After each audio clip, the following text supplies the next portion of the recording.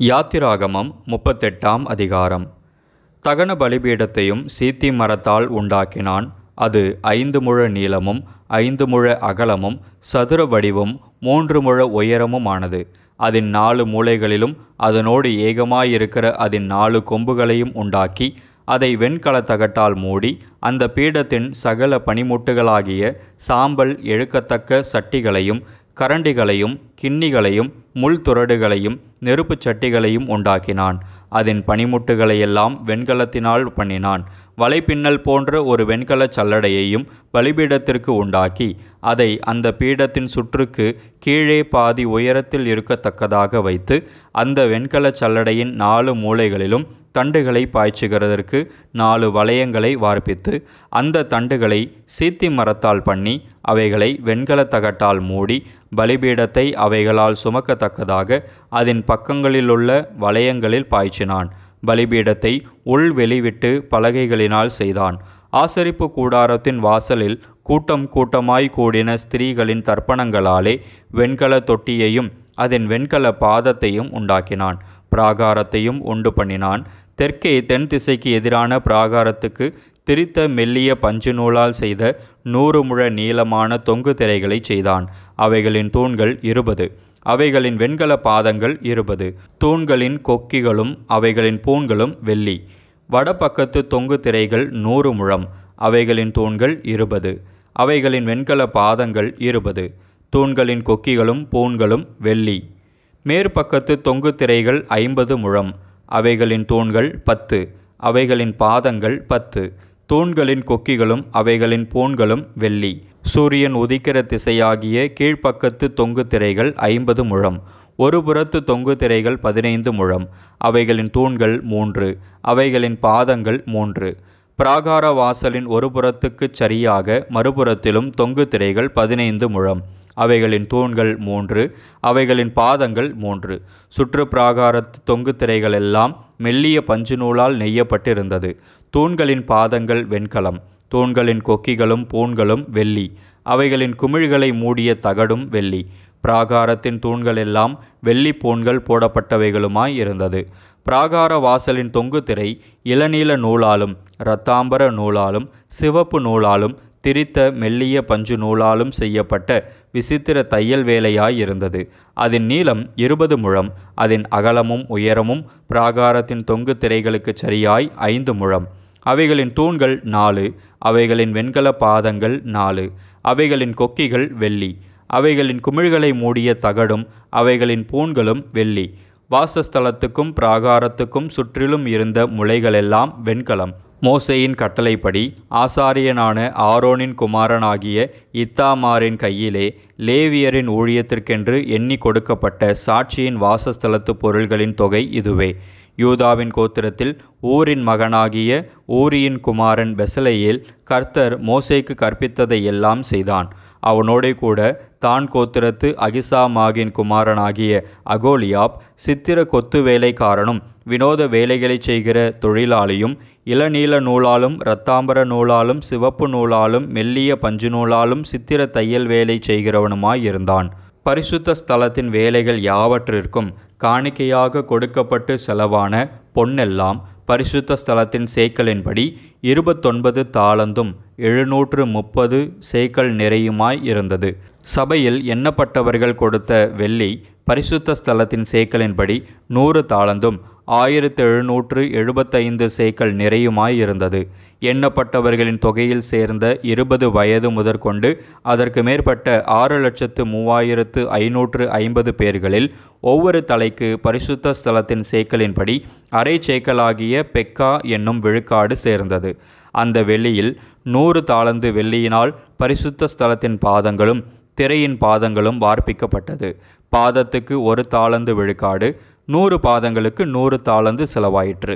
அந்த 1775 சேக்கலால் தூண்களுக்கு பூண்களை பண்ணி அவைகளின் குமிழ்களை தகடுகளால் மூடி அவைகளுக்கு பூண்களை உண்டாக்கினான். காணிக்கையாக செலுத்தப்பட்ட வெண்கலமானது 70 தாலந்தும் 2400 சேக்கல் நிறையுமாய் இருந்தது. அதனாலே ஆசரிப்பு கூடார வாசல் மறைவின் பாதங்களையும் வெண்கல பலிபீடத்தையும் அதன் வெண்கல சல்லடையையும் பலிபீடத்தின் சகல பனிமுட்டுகளையும் சுற்று பிராகாரத்தின் பாதங்களையும் பிராகார வாசல் மறைவின் பாதங்களையும் வாசஸ்தலத்தின் சகல முளைகளையும் சுற்று பிராகாரத்தின் சகல முளைகளையும் பண்ணினான். யாத்திராகமம் 39ஆம் அதிகாரம். கர்த்தர் மோசேக்கு கற்பித்தபடியே அவர்கள் இளநீல நூலாலும் இரத்தாம்பர நூலாலும் சிவப்பு நூலாலும் பரிசுத்த ஸ்தலத்தில் ஆராதனை செய்கிறதற்கு வேண்டிய வஸ்திரங்களையும் ஆரோனுக்கு பரிசுத்த வஸ்திரங்களையும் செய்தார்கள். ஏபோத்தை பொன்னினாலும் இளநீல நூலாலும் இரத்தாம்பர நூலாலும் சிவப்பு நூலாலும் திரித்த மெல்லிய பஞ்சு நூலாலும் செய்தான். அந்த பொன்னை இளநீல நூலோடும் இரத்தாம்பர நூலோடும் சிவப்பு நூலோடும் மெல்லிய பஞ்சு நூலோடும் சேர்த்து விசித்திர வேலையாய் நெய்யும்படிக்கு மெல்லிய தகடுகளாய் அடித்து அவைகளை சரிகைகளாக பண்ணினார்கள். 2 தோள்களின் மேலுள்ள அதன் 2 முனைகளையும் சேர்த்தார்கள். அது ஒன்றாய் இணைக்கப்பட்டிருந்தது. அந்த ஏபோத்தின் மேலிருக்கும் விசித்திரமான கச்சை அந்த வேலைக்கு ஒப்பாகவே பொன்னினாலும் இளநீல நூலாலும் இரத்தாம்பர நூலாலும் சிவப்பு நூலாலும் திரித்த மெல்லிய பஞ்சு நூலாலும் கர்த்தர் மோசேக்கு கற்பித்தபடியே செய்யப்பட்டது. இஸ்ரவேல் புத்திரரின் நாமங்களை முத்திரை வெட்டு வேலையாக கோமேதக கற்களில் வெட்டி அவைகளை பொன் குவளைகளில் பதித்தார்கள். கர்த்தர் மோசேக்கு கற்பித்தபடியே அவைகள் இஸ்ரவேல் புத்திரரை குறித்து ஞாபக குறி கற்களாயிருக்கும்படி ஏபோத்து தோள்களின் மேல் அவைகளை வைத்தான். மார்பதக்கத்தை ஏபோத்தின் வேலைக்கு ஒத்த விசித்திர வேலையாக பொன்னினாலும் இளநீல நூலாலும் இரத்தாம்பர நூலாலும் சிவப்பு நூலாலும் திரித்த மெல்லிய பஞ்சு நூலாலும் செய்தான். அந்த மார்பதக்கத்தை சதுரமும் இரட்டையுமாய் செய்து 1 ஜான் நீளமும் 1 ஜான் அகலமும் ஆக்கி அதிலே 4 பத்தி இரத்தின கற்களை பதித்தார்கள். 1ஆம் பத்தி பத்மராகமும் புஷ்பராகமும் மாணிக்கமும் 2ஆம் பத்தி மரகதமும் இந்திர நீலமும் வச்சிரமும் 3ஆம் பத்தி கெம்பும் வைடூரியமும் சுகந்தியும் 4ஆம் பத்தி படிக பச்சையும் கோமேதகமும் யஸ்பியுமானது. அவைகள் அந்தந்த இடங்களிலே பொன் குவளைகளில் பதிக்கப்பட்டிருந்தது. இந்த கற்கள் இஸ்ரவேல் புத்திரருடைய நாமங்களின்படியே 12ம் அவர்களுடைய நாமங்கள் உள்ளவைகளுமாய் இருந்தது. 12 கோத்திரங்களில் ஒவ்வொரு கோத்திரத்தின் நாமம் ஒவ்வொன்றில் முத்திரை வெட்டாய் வெட்டியிருந்தது. மார்பதக்கத்துக்கு அதன் பக்கங்களிலே பின்னல் வேலையான பசும்பொன் சங்கிலிகளையும் பண்ணி 2 பொன் குவளைகளையும் 2 பொன் வளையங்களையும் செய்து அந்த 2 வளையங்களை மார்பதக்கத்தின் 2 பக்கத்திலும் வைத்து பொன்னினால் செய்த பின்னல் வேலையான அந்த 2 சங்கிலிகளையும் மார்பதக்கத்தின் பக்கங்களில் இருக்கிற 2 வளையங்களிலும் மாட்டி பின்னல் வேலையான அவ்விரண்டு சங்கிலிகளின் 2 நுனிகளையும் ஏபோத்தின் தோள்புறத்து துண்டுகள் மேல் முன்புறத்தில் இருக்கிற 2 குவளைகளிலும் மாட்டினார்கள். பின்னும் 2 வளையங்களை பண்ணி அவைகளை ஏபோத்தின் கீழ்ப்புறத்திற்கு எதிரான மார்பதக்கத்தின் மற்ற 2 பக்கங்களிலும் அதன் ஓரத்தில் வைத்து வேறே 2 பொன் வளையங்களையும் பண்ணி அவைகளை ஏபோத்தின் முன்புறத்தின் 2 கீழ்ப்பக்கங்களில் அதன் இணைப்புக்கு எதிராகவும் ஏபோத்தின் விசித்திரமான கச்சைக்கு மேலாகவும் வைத்து மார்பதக்கம் ஏபோத்தின் விசித்திரமான கச்சைக்கு மேலாக இருக்கும்படிக்கும் ஏபோத்திலிருந்து நீங்கி போகாதபடிக்கும் அதை அதன் வளையங்களால் ஏபோத்தின் வளையங்களோடே இளநீல நாடாவினாலே கர்த்தர் மோசேக்கு கற்பித்தபடியே கட்டினார்கள். ஏபோத்தின் கீழ் அங்கியை முழுவதும் இளநீல நூலால் நெய்தான். அங்கியின் நடுவில் மார்க்கவச துவாரத்துக்கு ஒப்பாக ஒரு துவாரமும் அது கிழியாதபடி அந்த துவாரத்தை சுற்றிலும் ஒரு நாடாவும் தைத்திருந்தது.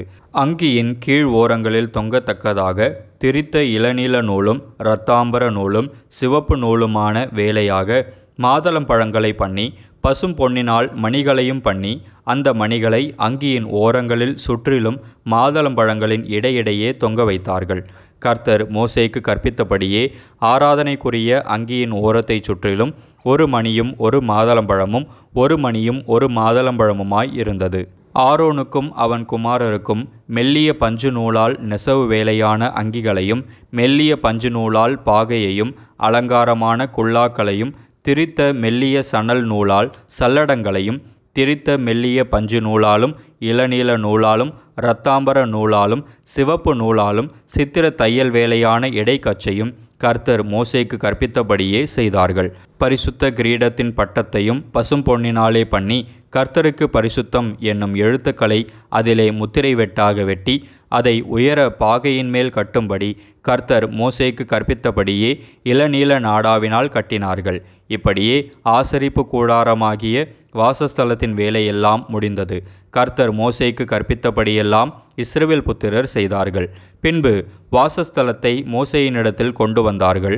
கூடாரத்தையும் அதற்குரிய எல்லா பணிமுட்டுகளையும் அதன் துறடுகளையும் அதன் பலகைகளையும் அதன் தாழ்பால்களையும் அதன் தூண்களையும் அதன் பாதங்களையும் சிவப்பு தேர்ந்த ஆட்டுக்கடா தோல் மூடியையும் தகசு தோல் மூடியையும் மறைவின் திரைச்சீலையையும் சாட்சி பெட்டியையும் அதன் தண்டுகளையும் கிருபாசனத்தையும் மேஜையையும் அதன் எல்லா பணிமுட்டுகளையும் சமூக தப்பங்களையும் சுத்தமான குத்து விளக்கையும் வரிசையாய் ஒழுங்குபடுத்தப்பட்ட அதன் அகல்களையும் அதன் எல்லா பணிமுட்டுகளையும் வெளிச்சத்திற்கு எண்ணெயையும் பொறுப்பீடத்தையும் அபிஷேக தைலத்தையும் சுகந்த தூப வர்க்கத்தையும் வாசஸ்தலத்தின் வாசல் தொங்கு திரையையும் வெண்கல பலிபீடத்தையும் அதன் வெண்கல சல்லடையையும் அதன் தண்டுகளையும் அதன் சகல பணிமுட்டுகளையும் தொட்டியையும் அதன் பாதத்தையும் பிராகாரத்தின் தொங்கு திரைகளையும் அதன் தூண்களையும் அதன் பாதங்களையும் பிராகாரத்து வாசல் மறைவையும் அதன் கயிறுகளையும் அதன் முளைகளையும் ஆசரிப்பு கூடாரமான வாசஸ்தலத்தின் வேலை கடுத்த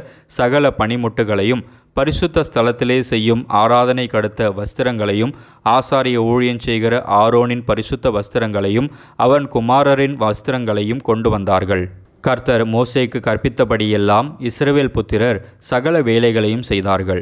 மோசே அந்த வேலைகளையெல்லாம் பார்த்தான். கர்த்தர் கற்பித்தபடியே அதை செய்திருந்தார்கள். மோசே அவர்களை ஆசீர்வதித்தான். யாத்திராகமம் 40ஆம் அதிகாரம். கர்த்தர் மோசேயை நோக்கி, நீ 1ஆம் மாதம் 1 தேதியில் ஆசரிப்பு கூடாரத்தின் வாசஸ்தலத்தை ஸ்தாபனம் பண்ணு.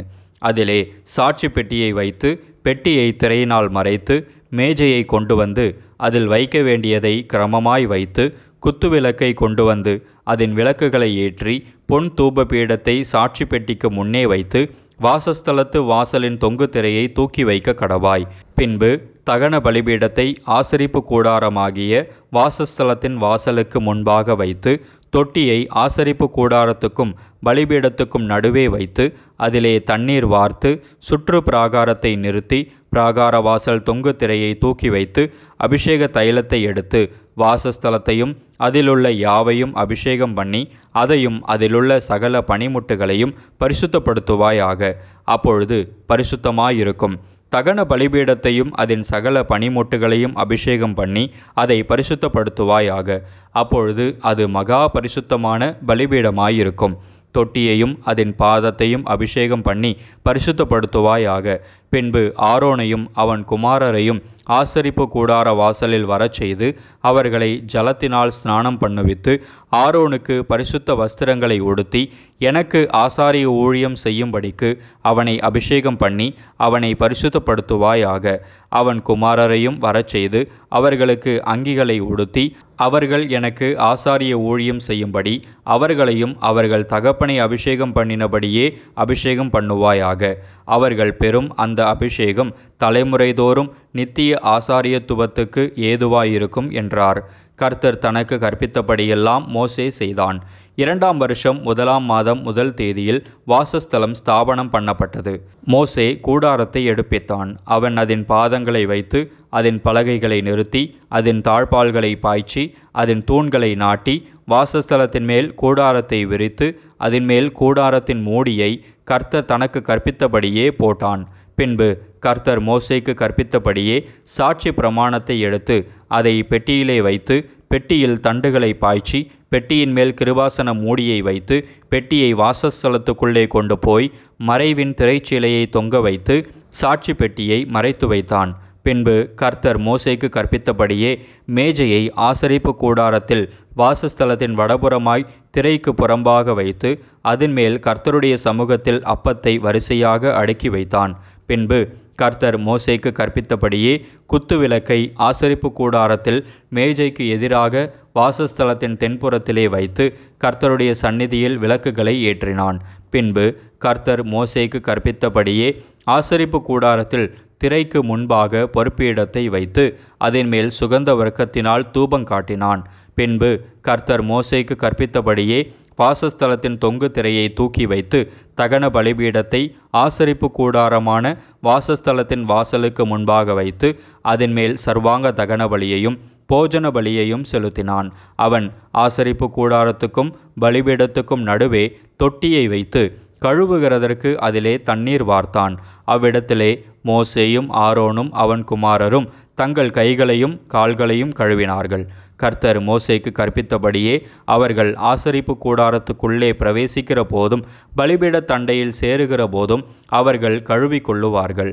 பின்பு அவன் வாசஸ்தலத்தையும் பலிபீடத்தையும் சுற்றி பிராகாரத்தை நிறுத்தி பிராகாரத்தின் தொங்கு திரையை தொங்க வைத்தான். இவ்விதமாய் மோசே வேலையை முடித்தான்.